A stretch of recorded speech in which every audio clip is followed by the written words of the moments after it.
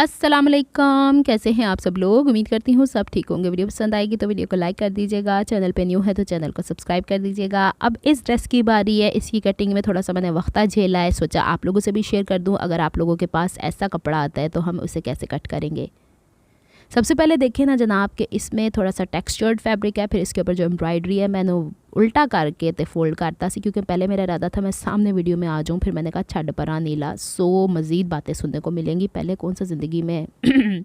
अच्छा, इसकी कढ़ाई में सारे फ्लोरल पैटर्न जो सबसे पहले मैंने देखे वो ऊपर की तरफ जा रहे हैं, यानी एक डायरेक्शन में है। फिर इसके बाद जो साइड पे एम्ब्रॉयडरी आ रही है, एक तरफ का मार्जिन ज़्यादा गैप छोड़ा है विदाउट एम्ब्रॉयडरी, एक तरफ ज़्यादा। फिर मुझे हर उस चीज़ का ध्यान रखना है कि जैसे ख़ास करके जैसे हम ऊपर बेल्ट स्टिच करेंगे तो उसके अंदर इलास्टिक फोल्डिंग के अंदर कढ़ाई ना आए। फिर जहाँ से बेल्ट शलवार के साथ अटैच हो रही है वहाँ पे किसी हिस्से में एम्ब्रॉयडरी ना आए, क्योंकि आपको पता है किनारे ज़्यादा चुभेंगे। अगर कढ़ाई का कोई सितारा कटा हुआ है वो चुभ गया तो फिर इरिटेट करता है, ऐसे फिर कपड़ों का क्या ही फ़ायदा रह जाता है। और दूसरी चीज़, कुर्ती के अंदर हमने ज़्यादा वाला गैप जो छुटा हुआ है ये कुर्ती के दामन में नहीं लेकर आना है। छोटा वाला हिस्सा तो फोल्डिंग में निकल जाएगा। कपड़े की लंबाई है जनाब 3.5 गज और इसकी चौड़ाई है 56 इंचेस। ये मैंने सदर से बोरी बाज़ार से लिया था। कार्ड में ऑलरेडी आपको बहुत दफ़ा शेयर कर चुकी हूँ। यहाँ पे हम वीडियो का स्टार्ट करते हैं, साथ साथ मैं थोड़ी सी आइडियाज़ दूंगी, क्योंकि मैंने एज़ इट इज़ जैसे वीडियो बनाई है वैसे ही एडिट कर दिया है। थोड़ा सा इंटरनेट का इशू हुआ है, अपलोड करने में प्रॉब्लम हो रही है, नेट ही कटिया गया। लाइक बाहर कोई ट्रक गुजरा है तो तार ही वड़ के चला गया। अब मसले मसाइल यहाँ पे ये होते हैं कि ये दुकानों वाले जिनसे हमने नेट लिया वो होता है केबल वाला, वो आंदे ही शाम नू साढ़े पाकिस्तान च दिन नहीं शाम नू शुरू होंदा है। पहले बिजली जाती थी, फिर गैस जाना शुरू हुई, फिर पानी नहीं आंदा तो हुण नेट भी नहीं आंदा। अच्छा चलें जी, अब सबसे पहले हम कपड़े को काटना शुरू करते हैं। और शिकायत बाद होंदियां रहनियां, मजाक अपनी जगह, मिजाह अपनी जगह। कपड़े को सबसे पहले मैंने फोल्ड करके देखा है कहीं ऐसा तो नहीं कि बहुत वक्त आ देगा, नहीं। दूसरी चीज़ मैंने नोटिस की इस पूरे ड्रेस को कट करते हुए कि इन्होंने कढ़ाई बड़ी ज़बरदस्त एक सीक्वेंस में करवाई है। सबसे पहले एज़ यूजुअल हम लोगों ने शलवार की कटिंग करनी है, और कटिंग करने से पहले हमने देख लेना है कि कन्नी ने कोई वक्त तो नहीं पाया। अच्छा, पहले मैं क्या करना जा रही थी कि जिस तरीके से हम फ्रंट पल्ला बैक पल्ला निकालते हैं वैसे यूँ डबल फोल्ड करके शलवार का 32 इंच 33 इंच जितना लंबा बनता है इसके साइड से हमारी बेल्ट निकल आती है, तो मैं सीधे इन वाड़ना। फिर मुझे ख्याल आया अरे क्या ही फ़ायदा ऐसी वीडियो बनाने का जो एज़ यूजुअल तो हमेशा अपलोड करती हो। फ्लोरल पैटर्न क्यों नहीं देख रही, क्यों नहीं इस चीज़ को देख रही कि ये कपड़ा जब मैं यहाँ से काटूंगी कट के दूसरे हिस्से के साथ पैनल के साथ अटैच होगा तो फूल नहीं आएगा, यहाँ पे छोटी वाली जो कलियाँ वो आएंगी। शुक्र है वक्त पे अक्ल आ गई, नहीं तो फिर मैनू वीडियो थोड़ी शेयर करनी सी, एम तानू इंज ही नज़र आना सी जिद्दां मैं पाया होया। ये चुटकियाँ मैं इसलिए बजा रही हूँ कि मुझे फ़ौरन अक्ल आ गई कि मैनू किस तरीके ना पदरियाँ करना है। अच्छा, सदर से जो मैंने कपड़े लिए हैं उससे मुझे जैसे अंदाज़ा होता है कि वो 3.5 गज़ नहीं दे रहे कपड़ा, क्योंकि 3.5 गज़ जो मैं यहाँ से गोल्ड मार्क से या फिर कुर्तुबा वगैरह से लेती हूँ ना, उसमें मेरी शलवार बनने के बाद बाजू की यानी कपड़े की लंबाई में से बाजू भी निकल आती है और कमीज़ की लंबाई भी अच्छी निकल आती है। मुझे लग रहा है कोई डंडी वज दिया, मैंने नापना चाहिए या फिर पता नहीं। अब मैंने क्या किया है, कपड़े को इस तरह फ़ोल्ड कर लिया है कि पूरे का पूरा एक जैसा कपड़ा है, और यहाँ से मैंने एक तरफ से 19.5 इंच 20 इंच कढ़ाई का एक हिसाब रखने के बाद मैंने फ़ोल्ड कर लिया है। यानी अब एक बहन का ये सवाल आया था कि अब हम हर दफ़ा कपड़ा बिछाते हैं, हर दफ़ा काटते हैं, तो आप ये भी तो कर सकते हैं ना कि एक पैटर्न एक जैसे कागज़ के ऊपर गत्ते के ऊपर एक बना देखें। अगर तो आपने एक जैसा कपड़ा बार बार सीना है तो आप वो पैटर्न बना के रखें। अब मुझे इतने मल्टीपल तरीक़ों से आपको सिखाना होता है। अगर मैं पैटर्न्स बना के अपने पास रखती हूँ तो मेरे पास इतनी जगह थोड़ी ना है, और वैसे भी अच्छी क्वालिटी के पेपर्स इतने तो अवेलेबल नहीं जे तुसी बाहर दे किसी कंट्री चो तो तुसी इसनू मैनेज कर सकते हो। बाहर का बटर पेपर भी बड़ा ज़बरदस्त है, मैं कभी दिखाऊंगी। मेरी सिस्टर ने मुझे कुछ पैटर्न्स ला के दिए थे। हाँ चलें जी, अब हमने पहले कपड़ा ऊपर से सीधा किया है। ओपन साइड पे मैंने 11 इंच आसन का निशान लगाया है, और टोटल शलवार की लेंथ का निशान मैंने यहाँ पे लगाया है कितना 32.5 इंचेस। अब देखें जो पंचे की तरफ निशान आया है उसमें भी कोई कढ़ाई नहीं आई, यानी पंचा फोल्डिंग में। तो पंचा इस दफ़ा मैंने एज़ यूजुअल 8 इंच रखा है, क्योंकि मेरी मम्मा कहते हैं कि तू एडे खुले पहुँचे पा के तो मुँह दे वाल डिगना। मैं खुले कपड़े पहन लूँ तब भी डांटती हूँ, खुले पंचे डालूँ पहनती हूँ तब भी। अच्छा, एक चीज़ मैं आपको बताऊँ, जो नया फ़ैशन आता है ना हर कपड़ों पे वो ना लगाया करें। जैसे वो खुले पंचे का फ़ैशन आया तो सारे कपड़े पाके चल मलल्ले बने हुए चंगा नहीं लगता, किसी किसी कपड़े में वो अच्छा लगता है। किसी किसी कपड़े में वो अच्छा नहीं लगता है। तो अब मैंने घर में ही कपड़े पहनने, खुले पांचे पा पा के फिरदी रहांगी तो मैं फिर की दसा तुहानू मैं खिड़ खिड़ हंसा की दसा। ऊपर से ये बैलेंस करना था, इसको हमने काट लिया है। एक तरफ का हमारे लेग पीस हमेशा की तरह रेडी हो गया। मैंने यहाँ पे इसलिए कोई चीज़ स्किप नहीं की कि कपड़ा संभालते हुए मैं भी दिक्कत में आती हूँ। एल्डा वखरा उत्तों कटिया एनू मैं डस्टबिन च सुੱਟ के आनी हाँ। उन्ना चਿਰ ਤੁਸੀਂ ਵੇਖੋ कि कपड़े ਨੂੰ मैं मैनेज कैंज करन लगी हाँ। मेरी रूह उत्थे गई है कपड़ा सुੱਟਣ ਤੇ मैं खुद बजाते खुद एनू बैलेंस करन रही हाँ। थोड़ी सी वीडियो तेज़ की है भाई मैंने। और फिर जनाब इसके बाद हम इसको ये दोबारा से बैलेंस करते हैं इसी के आगे से, क्योंकि साइड से तो अब दूसरा पंचा निकलने नहीं ना वाला। कपड़े को दोबारा से बैलेंस कर रही हूँ यहाँ पे। और फिर इसके बाद इसको मैंने इस्त्री भी करना है।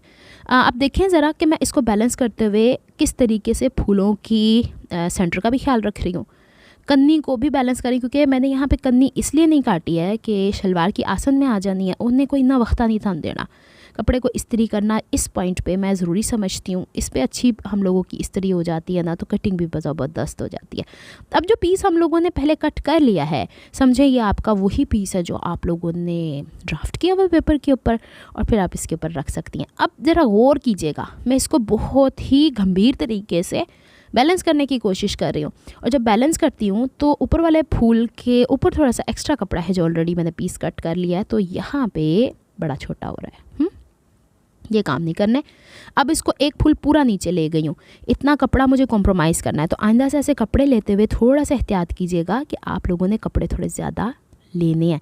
3.5 के बजाय आप 4 गज़ ले लें अगर आप लोगों ने शलवार कमीज़ बनानी है, क्योंकि आपने ब्रांड्स, अच्छी ब्रांड्स जिसको आजकल हर कोई नकल करने की कोशिश कर रहा है कि कम बजट में हम वो ड्रेसेस बनाते। कभी कभी मेरी नज़रों से ऐसी चीज़ें गुजरती हैं, वेले हुई ते 15 मिनट की वीडियो 2 मिनट तो मैं वेखदी हाँ। तो ब्रांड्स के और आपके कपड़ों में यही तो फ़र्क आ जाता है कि वो एक एक चीज़ का कटिंग में ख्याल रखते हैं अगर अच्छे काम करने वाले। बहरहाल जी, मैं ना किसी को बुरा कह रही हूँ ना किसी का अच्छा, मैं कह रही हूँ एहतियात बेहतर होती है। मतलब पता तो लगे कि हाँ तुसी कोई एफर्ट पाई है। अब यहाँ पे मैंने चुटकी बजाई है और यहाँ पे मैंने छोटा सा, मेरा हाथ ही नहीं पड़ रहा था कट करने को, मैं टेबल के उत्ते भूतनी बन के चढ़ जाऊँ और काटना शुरू कर दूँ, ऐसा तो हो नहीं ना सकता। तो चलो जी अब हम इसको काट लेते हैं। ये इतना सा पीस हमारा एक्स्ट्रा आ गया है, कोई गल नहीं, इस तरह हुंदा है। और यहाँ पे हमारे शलवार के दोनों पीसेस तैयार हो जाते हैं। अब मैं इसे ज़रा आपको खोल के दिखाऊँ ना, तो आप गौर कीजिएगा, मुलाहिज़ा कीजिएगा कि आपके ऊपर वाला हिस्सा जो शलवार का होता है वो थोड़ा बहुत आगे पीछे हुआ है, तो इट्स ऑल ओके। लेकिन इसकी खूबसूरती समझ में आ रही है आपको? अब बस ये सिखाना चाह रही हूँ। इतनी सारी बातों का यही फ़ायदा होता है कि मैं आपको मिज़ाह के साथ साथ ये सब कुछ बता दूं, क्योंकि बाज़ लोग जो होते हैं ना सीरियस अंदाज में नहीं सीख पाते, और बाज़ लोग बहुत सीरियस होते हैं, उन्होंने सिर च दर्द हो जाती है तो फिर ड्रेसिंग में नहीं आते, चले जाओ उत्थे वेख लिया करो। और फिर व्लॉग का मतलब भी यही है कि अपने ओन वे में, not in a specific way, थोड़ा सा मज़ाही अंदाज में बंदा सिखा दे।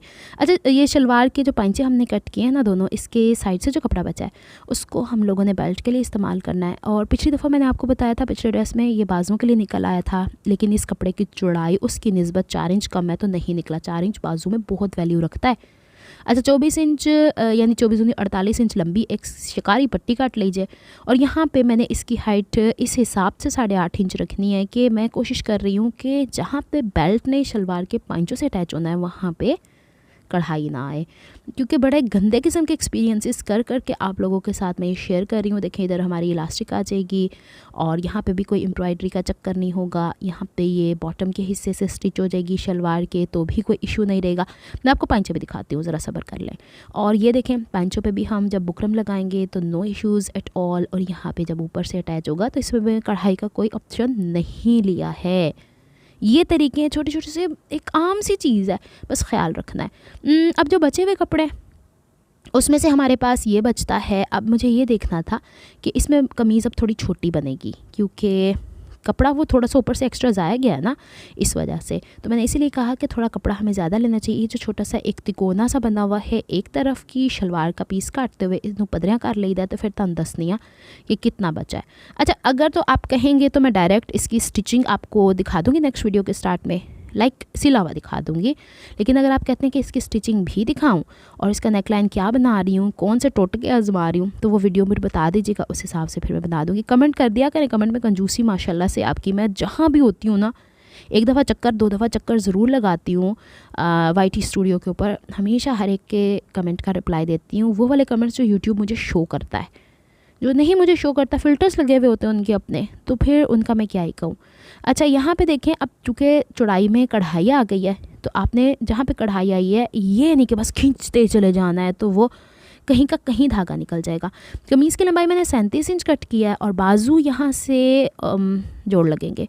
बाजू के अंदर जोड़ बर्दाश्त है, कुर्ती के अंदर नहीं है, क्योंकि कुर्ती की लेंथ बननी इतनी थी ना, और बाजू के अंदर भी इतने जोड़ बर्दाश्त है कि वो कफ़ की सूरत में सामने आ जाए। 3-4 इंच के, इससे ज़्यादा नहीं बर्दाश्त करती मैं भी।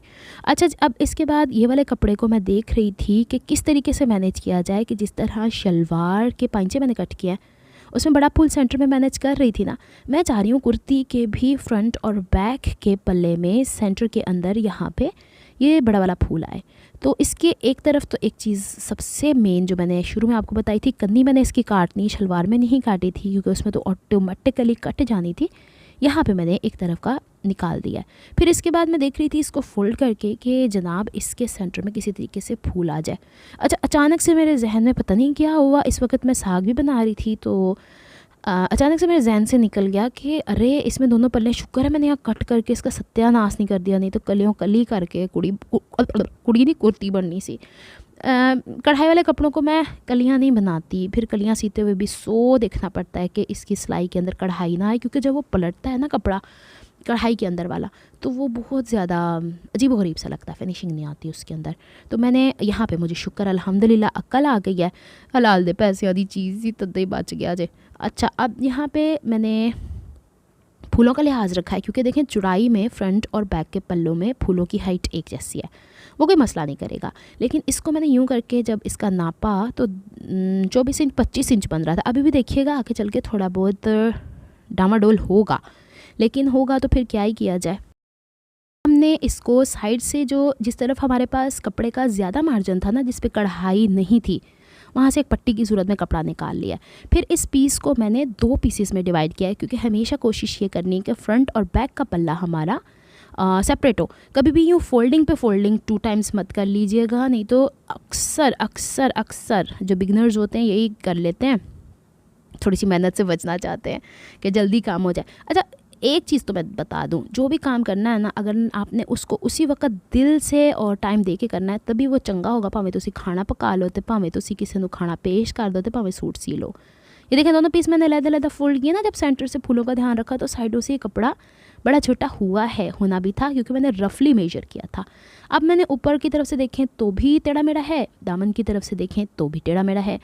तो ये आपने अपने लिहाज से हमेशा ध्यान रखना है कि जब भी आप कमीज़ की चौड़ाई निकालेंगी तो भी थोड़ा कपड़ा एक्स्ट्रा रखेंगी, लंबाई निकालेंगी तो भी एक्स्ट्रा रखेंगी, इस तरह के कपड़ों में ख़ास करके। ऊपर से मैंने थोड़ा स्ट्रेट किया है, शोल्डर मैंने 8 इंच रखा है, आर्म होल की डेप्थ या ये जो गहराई हम मोढे की कर रहे हैं ये भी मैं 8 ही इंच रख रही हूँ। और यहाँ पे मैं एक स्ट्रेट लाइन ड्रॉ कर रही हूँ। एक बहन का पीछे कमेंट आया था कि कुर्ती की कटिंग बताएं, पिछली वीडियोस शायद वो लोग नहीं देख पाते, व्लॉग्स का यही होता है। हालांकि मेरे व्लॉग्स में इन्फॉर्मेशन ही होती है, इधर उधर ही झकमारिंग कम होती है।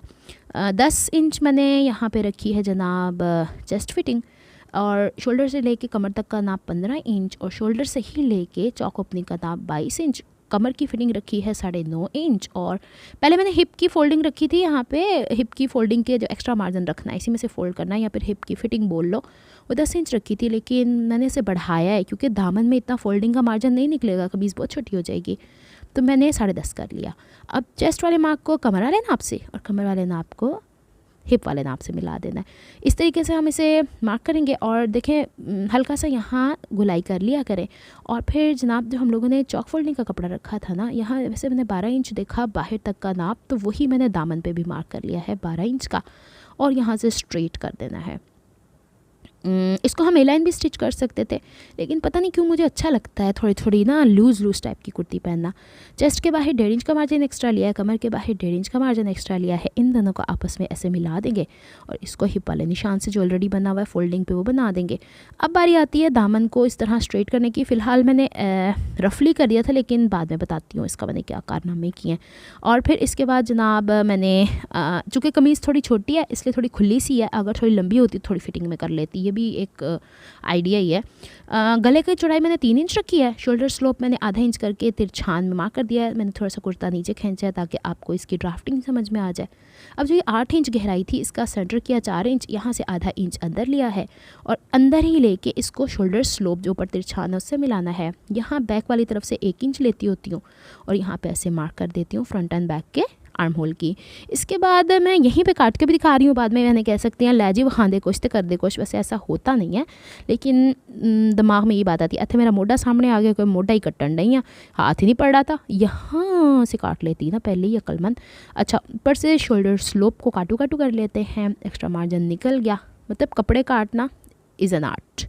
इसके बाद जो स्टिचिंग है वो सिंपल सी है, नेकलाइन पे मेरा इरादा है कोई काम करने का, और बाजू के आगे जो जोड़ पड़ेगा ना उसके ऊपर तो फिर आप देखेंगे अल्लाह खैर की ते वो खावांगी फिर तानो इन्हों छेती नाल कर ला कुड़िए छेती कर ला। अब मुझे लगा कि मैंने ये दामन से कर तो लिया लेकिन एक पल्ला उससे भी छोटा था फिर मैंने इसको आराम से बैलेंस किया है तसल्ली के साथ। ये आज बुध हो गई है और बुध वाले दिन सुबह 6 बजे की उठी हुई हूँ मैं।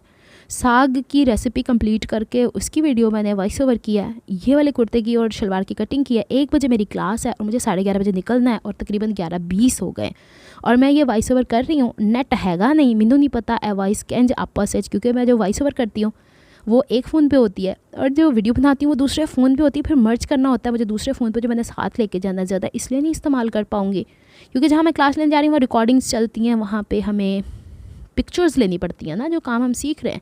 एनीवेज़ कब बताऊंगी आपको मैं कौन से कोर्सेज़ कर रही हूँ, कहाँ जा रही हूँ, क्या कर रही हूँ। अभी फ़िलहाल कुछ वजूहात है मैं नहीं बता पा रही। अच्छा यहाँ पे ना साइड की फ़िटिंग बैक वाले हिस्से पे नाप लिया। अच्छा जो मैंने इतनी देर में बातें की हैं वो मैंने दामन सीधा किया है क्योंकि एक कोना थोड़ा ज़्यादा ही ऊपर था, आपको पता है ना तिरछान निकलती है।